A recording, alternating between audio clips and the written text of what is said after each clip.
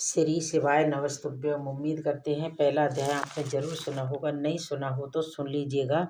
और आइए दूसरे अध्याय में प्रवेश करते हैं, इस अध्याय का आनंद लीजिएगा। ऋषिगण बोले, हे अमाभाग नर के मित्र नारायण के प्रति जो शिव वचन बोले वो आप विस्तार पूर्वक हमसे कहिए। तब ऋषिगणों के पूछने पर श्री सूत जी महाराज बोले, हे ऋषियों, नारायण ने नारद के प्रति जो सुंदर वचन कहे वो जैसे भी मैंने सुने हैं वैसे ही विस्तार पूर्वक कहता हूँ, आप सभी सावधान होकर सुनिए। हे नारद, पहले भगवान श्री कृष्ण ने राजा युधिष्ठिर से जो कहा था वो मैं कहता हूँ, सुनो। एक समय धार्मिक राजा अजातशत्रु युधिष्ठिर छल प्रीत धृतराष्ट्र के दुष्ट पुत्रों द्वारा दीत कीड़ा में हार गए। सबके देखते ही देखते अग्नि से उत्पन्न हुई धर्मपरायणा द्रौपदी के बालों को पकड़ कर दुष्ट शासन ने खींचा। बाल पकड़ के खींचने के बाद वो द्रौपदी के वस्त्र उतारने लगा तो भगवान श्री कृष्ण ने द्रौपदी की रक्षा की। उसके बाद पांडवराज को त्याग के कामनाक वन को चले गए। वहाँ अत्यंत कलेश से भरे हुए वे वन के फलों को खाकर अपना जीवन बिताने लगे। जैसे जंगली हाथियों के शरीर में बाल रहते हैं, उसी प्रकार पांडवों के शरीर में बाल हो गए थे। इस प्रकार दुखी पांडवों को देखने के लिए भगवान मुनियों के साथ काम्यक वन में गए। उन भगवान को देख के मृत शरीर में पुनः प्राण आ जाने की तरह युधिष्ठिर, भीमसेन, अर्जुन आदि प्रेम प्रबल होकर संसा उठ खड़े हुए और बड़े मन से बड़ी प्रशंसा से श्री कृष्ण के गले मिले और भगवान श्री कृष्ण के चरण कमलों में भक्ति पूर्वक नमस्कार करने लगे। द्रौपदी ने भी धीरे धीरे वहां आके आलस रहित होकर भगवान को शीघ्र ही नमस्कार किया। और उन दुखी पांडवों को मृग की खाल के वस्त्रों को पहने देख और पूरे शरीर में धूल लगी हुई, रूखा शरीर, चारों तरफ बाल बिखरे हुए द्रौपदी को उसी प्रकार दुर्बल शरीर वाली और दुखों से घिरी हुई मैंने देखा। इस तरह दुखी पांडवों को देखकर भगवान कृष्ण बड़े दुखी हुए। भक्त वत्सल भगवान धृतराष्ट्र के पुत्रों को जला देने की इच्छा से उन पर क्रोधित हो गए। विशुभ के आत्मा, बाहों को चढ़ाकर गरुड़ को देखने वाले, करोड़ों काल के कराल मुख की तरह मुख वाले, धधकती हुई प्रबली अग्नि की तरह उठे हुए ओठों को दांत के नीचे जोर से दबा के तीनों लोकों को जला देने के लिए ऐसे उद्धक हुए जैसे श्री सीता जी के वियोग से भगवान रामचंद्र को रावण पर क्रोध आया था। उसी प्रकार क्रुद्ध भगवान को देख के कांपते हुए अर्जुन श्री कृष्ण को प्रसन्न करने के लिए द्रौपदी, धर्मराज तथा और लोगों से भी अनुमोदित होकर शीघ्र ही हाथ जोड़कर उनकी स्तुति करने लगे। अर्जुन बोले, हे कृष्ण, हे जगत के नाथ, हे नाथ, हे मैं जगत के बाहर नहीं हूँ, आप ही जगत के रक्षा करने वाले हैं। हे प्रभु, क्या आप मेरी रक्षा नहीं करेंगे? जिनके नेत्र के देखने से ही ब्रह्मा जी का पतन हो जाता है, उनके क्रोध का करने से क्या नहीं हो सकता है? वे कौन जानता है कि क्या होगा? हे संहार करने वाले, क्रोध का संहार कीजिए। हे तात के पात, हे जगतपते, आप ऐसे महापुरुषों के क्रोध से संसार का प्रलय हो जाता है। संपूर्ण तत्वों को जानने वाले, सर्व वस्तुओं के कारण वेद और वेदांत के बीच आप साक्षात श्री कृष्ण हैं। मैं आपकी वंदना करता हूँ। आप ईश्वर हैं। इस चराचर संसार को आपने उत्पन्न किया है। सर्व मंगल के मांगली हैं और आप ही सनातन के बीज रूप हैं। इसलिए एक के अपराध से अपने बनाए समस्त विश्व का नाश कैसे करेंगे? कौन भला ऐसा होगा जो मच्छरों को जलाने के लिए अपने ही घर को जला लेता है?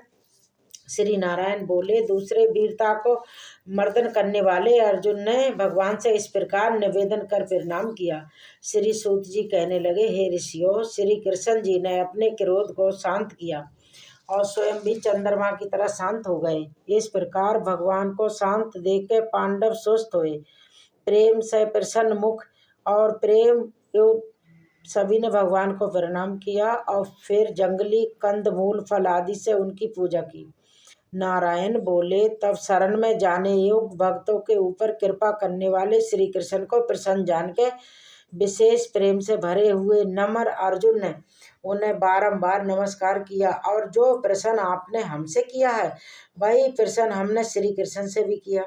इस प्रकार अर्जुन का प्रश्न सुनकर श्री कृष्ण क्षण मात्र मन से सोचकर अपने सोहित पांडवों को और व्रत धारण करे हुए द्रौपदी को आश्वासन देते हुए वार्ताओं में श्रेष्ठ श्री कृष्ण पांडवों से इस प्रकार हितकारी वचनों में बोले, हे राजन, हे महाभाग, अब मेरा वचन भी सुनो।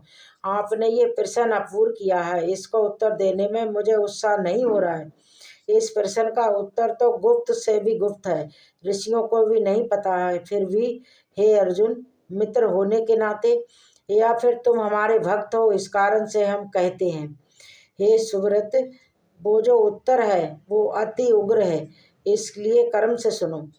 चैत्र आदि जो 12 मास निमेष महीने के दोनों पक्ष, घड़ियां, प्रहल, त्रिपहल, 6 ऋतुओं, मूर्त दक्षिणायन और उत्तरायण, वर्ष, 4 अवयुग, इसी प्रकार प्राग तक जो काल हैं वे सब, और नदी, समुद्र, तालाब, कुएं, बावरी, गढ़ियाँ, सोते, लता, औषधियाँ, वृक्ष, बांस आदि पेड़, मन की समस्त औषधियाँ, नगर, गांव, पर्वत, कुरियाँ, ये सब मूर्ति वाले हैं और अपने अपने गुणों से पूजे जाते हैं। इनमें ऐसा कोई अपूर्व व्यक्ति नहीं है जो अपने अधिष्ठान देवता के बिना रहता हो।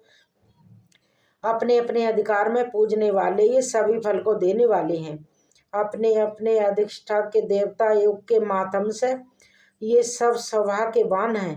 हे पांडव, एक समय अधिमास उत्पन्न हुआ। उस असहाय मास को सब बोले, ये मलमाक्ष सूर्य की कांति से रहित है, इसलिए पूजनीय योग्य नहीं है। ये मलमाक्ष होने के छोड़ने योग्य नहीं है और सभी उग्रों में अग्राही है।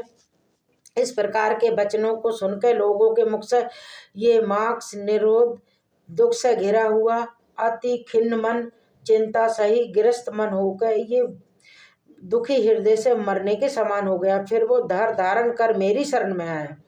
हे नर, वैकुंठ भवन में जहाँ मैं रहता था वहाँ पहुँचा और मेरे घर में आकर मुझ परम पुरुषोत्तम को इसने देखा। उस समय अमूल्य रत्नों से जटित सोने के सिंहासन पर बैठे मुझको देखकर वो धरती पर साष्टांग दंडवत करके हाथ जोड़कर नेत्रों से बराबर आंसुओं की धारा बहाता हुआ धैर्य धारण कर बड़े ही गदगद वाणी से बोला। सूत जी महाराज ऋषियों को बताते हुए कहने लगे कि इस प्रकार महामुनि बद्रीनाथ कथा कहके मौन हो गए। तब नारायण के मुख से कथा सुन भक्तों के ऊपर दया करने वाले नारद मुनि पुनः बोले। नारद मुनि बोले, नारायण नारायण। इस प्रकार पूर्ण कला से विराजमान भगवान विष्णु के निर्मल भवन में जाके भक्ति द्वारा निर्मल जगत के पापों को दूर करने वाले, योगियों को भी शीघ्र ना मिलने वाले, जगत को दान देने वाले ब्रह्मरूप मुकुंद जहाँ पर थे उनके चरण कमलों की शरण में आया हूँ। अधिक मार्क्स क्या बोला। तब नारायण भगवान ने देवर्षि नारद को मल मार्क्स की कही हुई जो भी बातें बताई वो सब आप सभी अगले अध्याय में सुनिएगा। अगर आपको ये अध्याय अच्छा लगा हो तो वीडियो को लाइक करके कमेंट जरूर कीजिएगा।